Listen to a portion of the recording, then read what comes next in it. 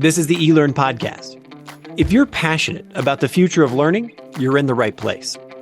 The expert guests on this show provide insights into the latest strategies, practices, and technologies for creating killer online learning outcomes. My name's Laddick, and I'm your host from OpenLMS. The eLearn podcast is sponsored by eLearn Magazine, your go-to resource for all things online learning. Click-by-click how-to articles, the latest in EdTech, a spotlight on successful outcomes and trends in the marketplace. Subscribe today and never miss a post at elearnmagazine.com. And OpenLMS, a company leveraging open source software to deliver a highly effective, customized, and engaging learning experience for schools, universities, companies, and governments around the world since 2005. Learn more at openlms.net. Hi there, I'm Laddick. This episode is part of a live, real-time series that I recorded at the 2022 EDUCAUSE conference in Denver, Colorado. In this conversation, I speak with Matthew Dreitlein, Pavani Reddy, Emily White, Don Rassel, and Pope Ashworth about their program for digital inclusion and success outcomes with Native American students. And just a quick reminder, you can make sure to never miss an episode of the podcast by subscribing at elearnmagazine.com. Now, I give you the teams from the University of Montana and EAB. There you go. Look at that. So this is really exciting. Look at how many people we have here now. Oh man, I'm not important to this conversation. People have been seeing me literally for 15 hours now. They don't need to see me anymore.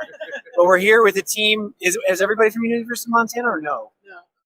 Okay, so in EAB, we're going to talk about digital or equity. Is it just digital equity or just equity for Native American students? I mean, equity in student success outcomes. Okay, and equity in student success outcomes.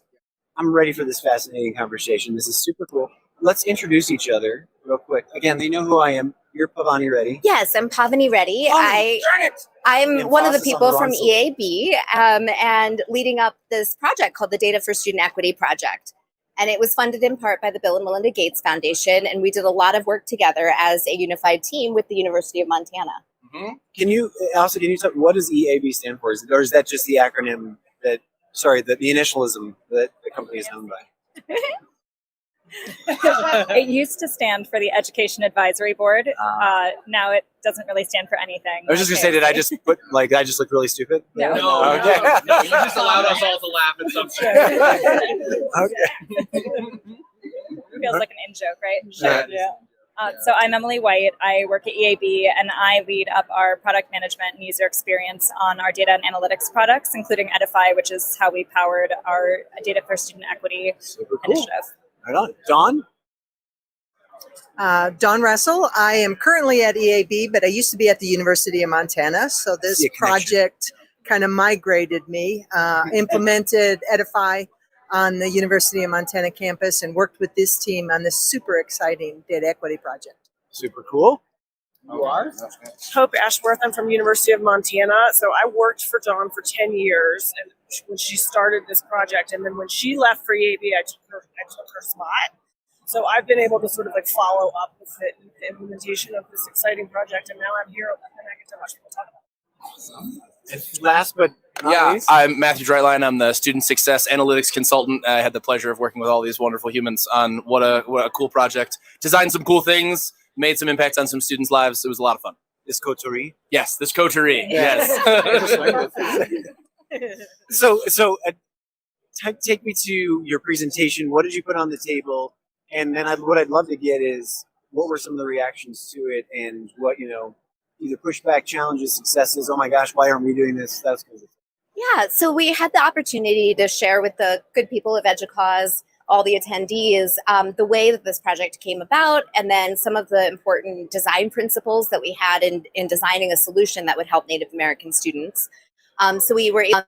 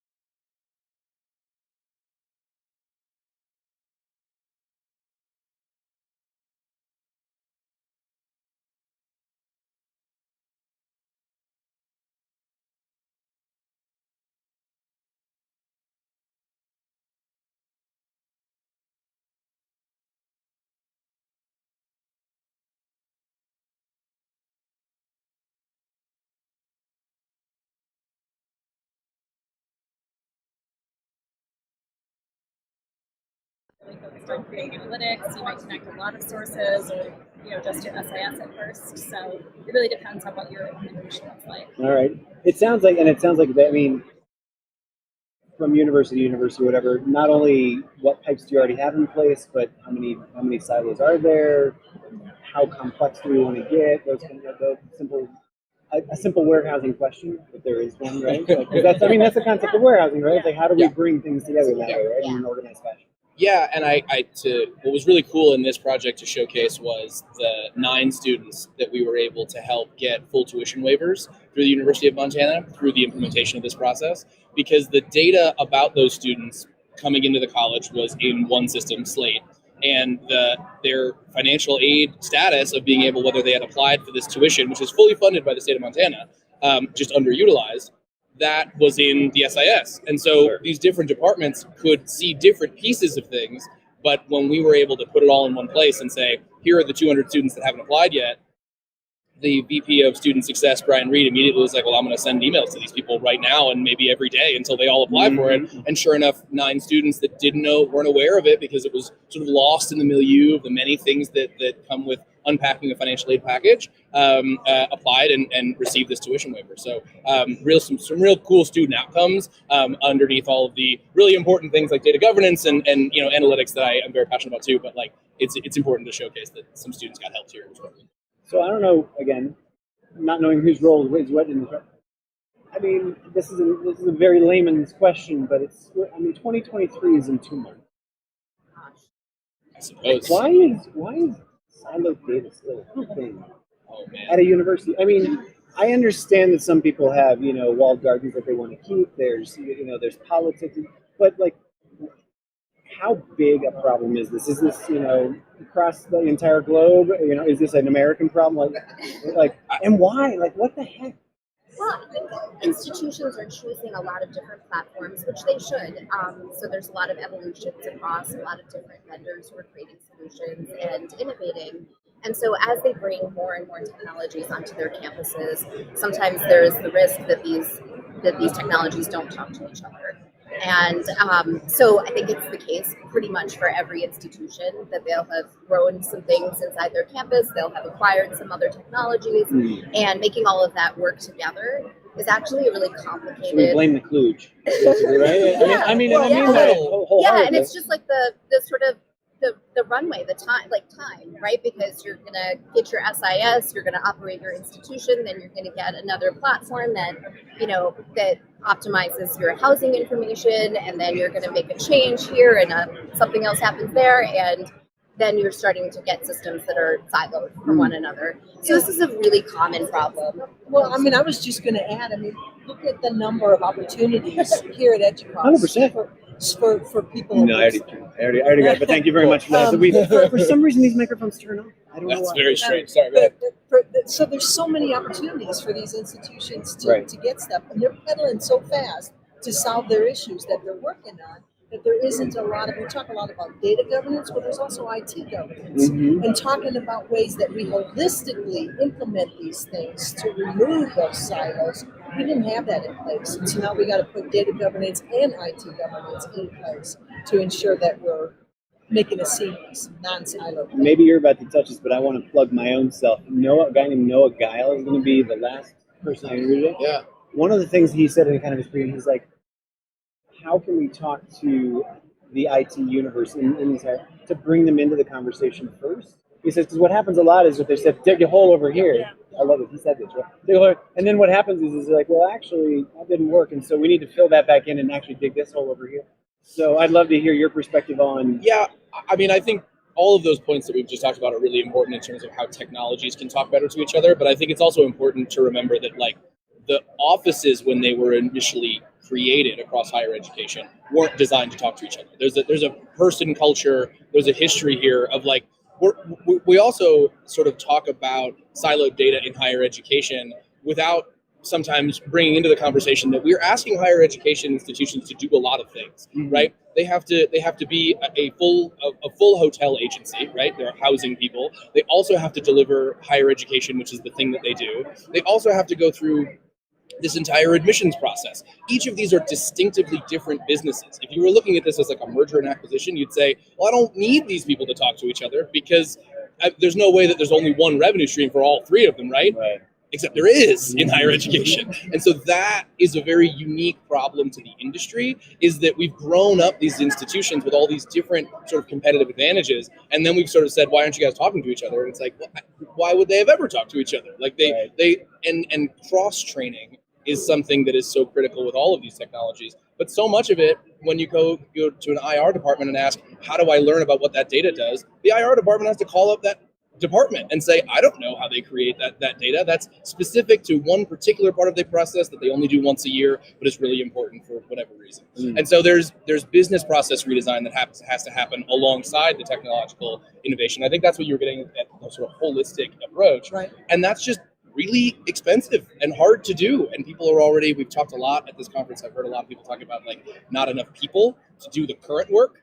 And, you know, the scope of what I just laid out is so much bigger than just keeping the lights on and making sure people are registered for classes. So I think that's an important historical context to bring into that, you know? I think that the IT universe is now, falling on its own sword because it's been magic for so long that everybody expects magic. That's right? a fair point. Why, so now it's almost like, wait a second, I actually don't do magic. It's just you didn't want to understand what we did. And interesting.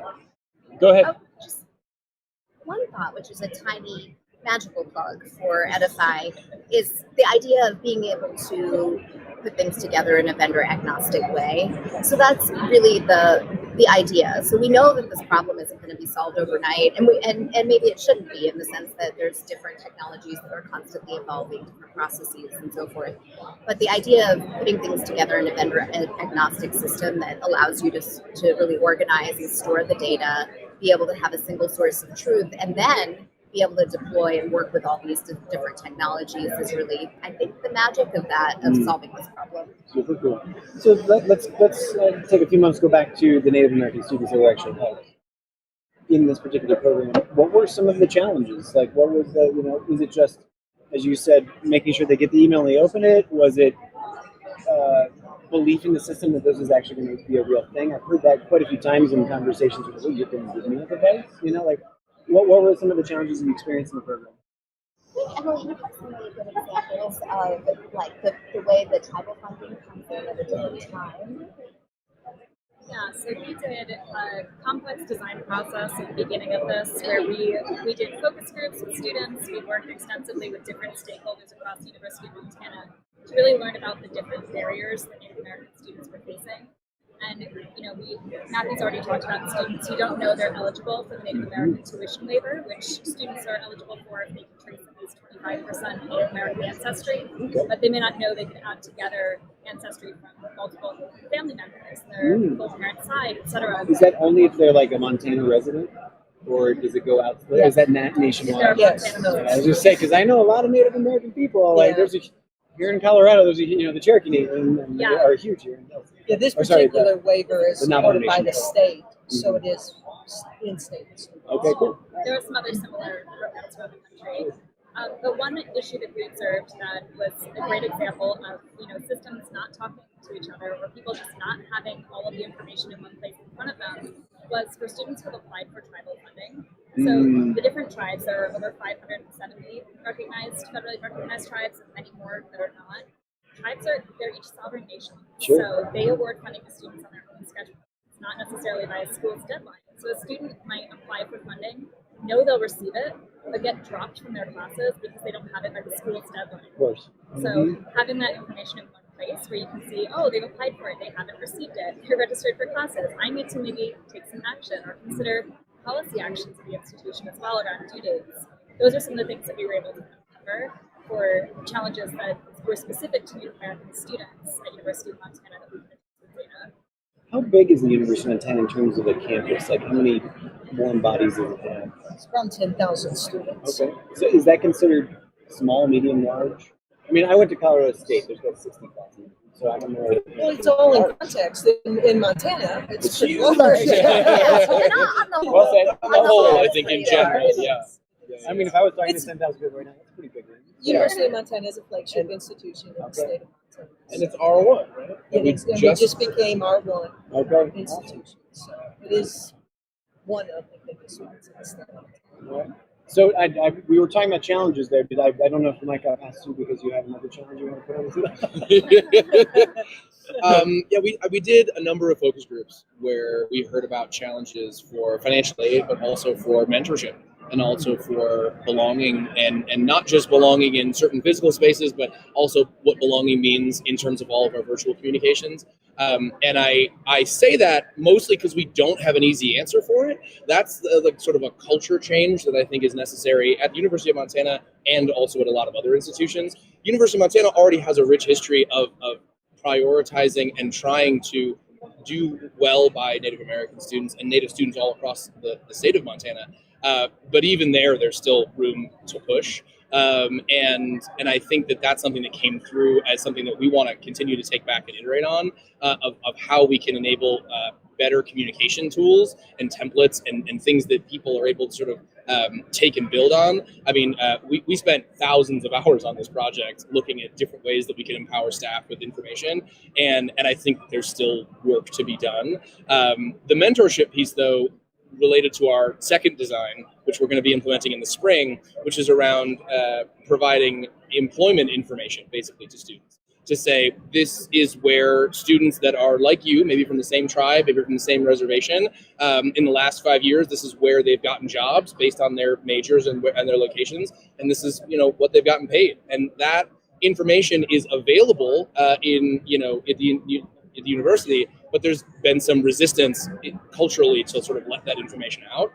And so we designed culture from the institution, like the institutional culture. Yeah, because there's a desire, I think, at a lot of academic institutions to only release data when we can tell you it's statistically significant, or only sort of like provide information when we are holding it to an extraordinarily high level of academic rigor.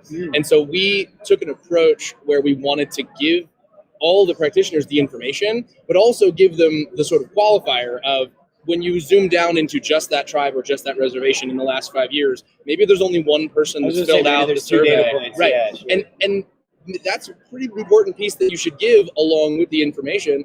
Or we leave it up to your discretion to say, I'm gonna broaden this filter before I start talking about what outcomes look like for your particular major or for that particular location. And so that, I think, is going to be able to provide a lot. We hope we'll be able to provide a lot of hope and inspiration. Definitely not prescription. We're not telling people what they should be doing, but especially because that we also want to tie that into high impact practices, things like internships, volunteerism, faculty-led study abroad, ways that students can get out into the world and use their skills and know if this is really the path I want to be on. And so we're hopeful in the spring that dashboard will give a lot of that inspiration to students as well and address that other piece that we heard from folks. Super cool. What about other successes that have come out of it, or like from your session that, I think, other institutions raising their hand and saying, how do we do this? Are there other populations that this would, the same kind of program would be beneficial for, or affect, or those kind of things? I think one sort of unstated benefit that's come out of this project is really a kind of a data cleanup and a data organization effort that I think there's those are very challenging words right there. very challenging to do, right? And I think that, and Hope, I'd love to get your thoughts on this too, but I think there are so many things that have now been kind of made clear and uncovered in a way that we are not yet sure exactly how to operationalize kind of the response. You mean, like, what's a specific example? Like, what's one thing that's sort of like, we discovered this and this needs to be done, but I'm not sure how to do it. Well, we just discovered a lot of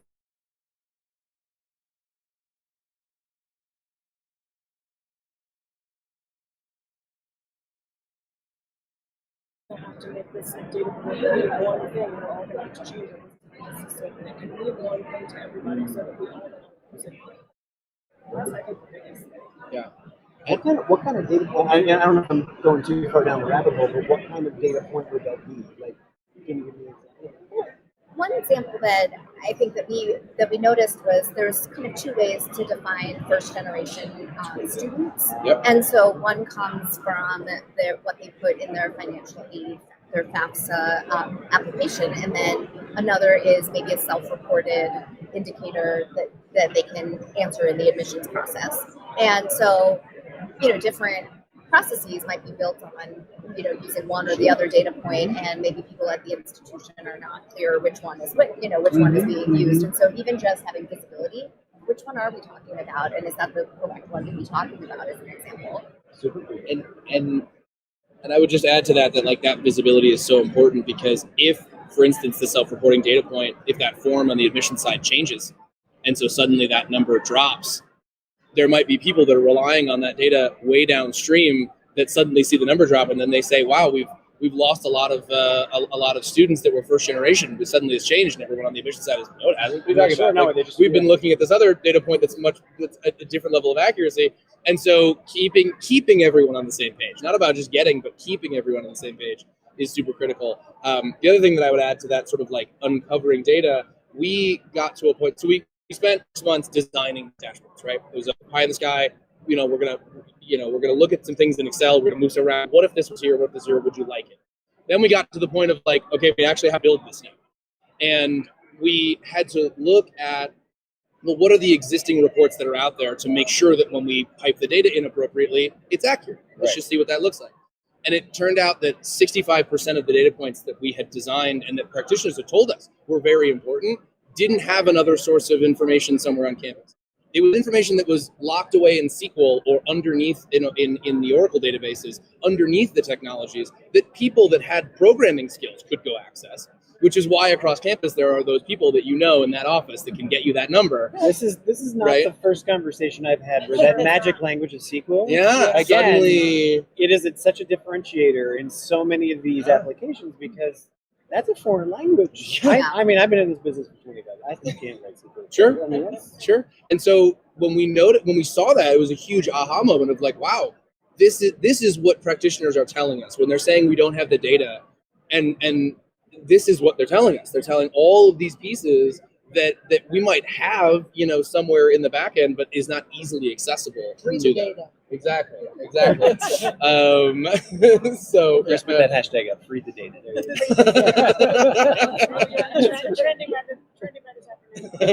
You heard it here first. And I wanted to hit your second question, which is so the audience that we talked to, they had a half dozen or more questions, but we actually asked them a question, because one of the ways that we built these prototypes and then the actual tool is to bring in all of the data in addition to the Native American student data, and especially being focused on the Native American student data. But it's possible to change filters and look at all of the different subpopulations inside of the institution and see how what barriers are coming up for them, and see how to operationalize that data as well. So the question that we posed to the audience is, as they thought about and kind of appreciated what we had attempted here, what priority populations would they be thinking about for their campuses? And so it was a lot of very interesting responses. Certainly, other groups, so first generation came up, and certainly other kind of racial and ethnic groups.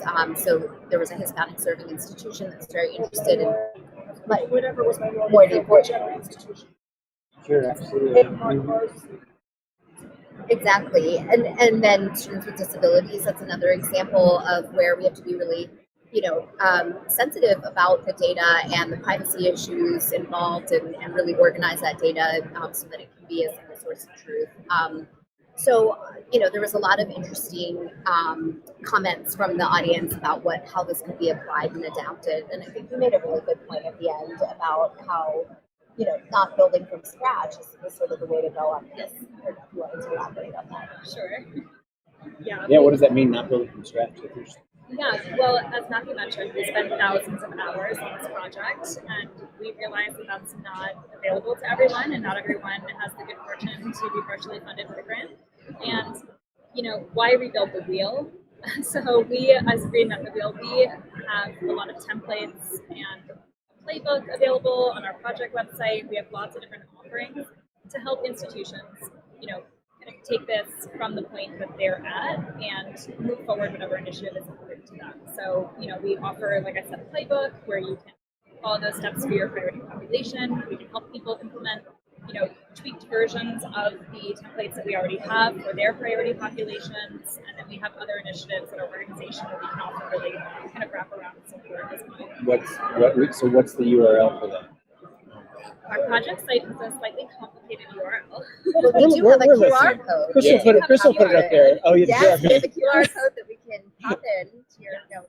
EAB.com/what? Would that it were so simple. Would that it were so simple, yeah. Just so you know, everyone, Matt is actually looking it up right now. That's how simple it is. Pressure, Matt. Anyway, we know that there's a resource out there. There's a great resource. It's so strange how these conversations, the 30 minutes goes by so fast. It's crazy, right? Tell me about, you gave a bit of foreshadowing, Matt, about what spring semester looks like. Can anyone else take me maybe a little bit further out, 12 months, 24 months about what does this look like in terms of what would you like to accomplish? Smoother sailing, other silos to break down. Yeah. So the grant funding brought us through essentially, this November, this December. And so now University of Montana is looking to operationalize the financial barriers identifier, the one we implemented in the fall, and we're looking to do the employment pathway generator in the spring. We are planning on doing 15 different interventions. The 9 students that I talked about with the tuition waivers, that came from one outreach. Right. It was one outreach. So we're doing 15 more across this particular semester to try to work with students that are low income and may need some self-service financial aid information, to work with students with course registration deadlines, holds on their accounts, all kinds of different things that is all available right in the dashboard. So that's where we're sort of headed right now, is working with campus partners and campus leaders to operationalize all of this information that we've created. Each dashboard has over 100 variables. And some of those are filters that allow you to use the same variable in a different way. So there's really a lot of potential in each of these dashboards. We do have 2 other dashboards that we didn't think were going to have as big of an impact, but we're still interested in. The student success lifecycle funnel and the student-facing income to debt ratio calculator. So those, I think, also have a lot of interesting impact. We'll see what we're able to develop here in the next 12 to 24 months and what comes of those. But yeah.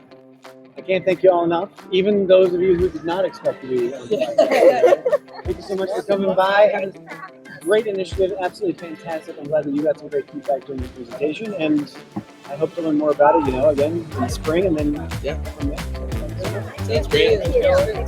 Thanks again for joining me for the eLearn podcast. Make sure you never miss an episode by subscribing wherever you listen to podcasts. Just push subscribe on your player right now. And remember, you can join the conversation live on YouTube, Facebook, and my LinkedIn feed every week. I hope to see you there. Thanks.